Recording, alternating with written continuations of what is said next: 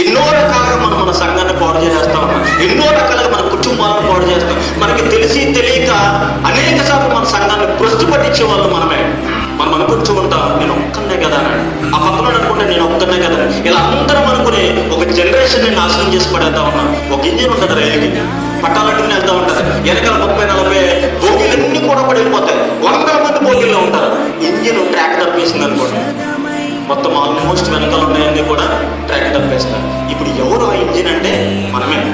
మనం ఎంతో మందికి మంచి ట్రాక్లో వెళ్ళడం నేర్పించాలి. ఎప్పుడైతే మనం మంచి మార్గంలో వెళ్తూ ఉంటామో వెనకాల మనకి తెలియకుండా మన ఫాలోవర్స్ అందరూ కూడా మంచి మార్గంలో వస్తారు. మాట్లాడడానికి ఆలోచించండి, డిసిషన్ తీసుకోవడానికి ఆలోచించండి, ఒక కార్యాన్ని అందరికీ కనిపించేలా చేయడానికి 1-10 సార్లు ఆలోచించండి. ఎందుకంటే మీరు శిష్యులను తయారు చేస్తూ ఉన్నారు.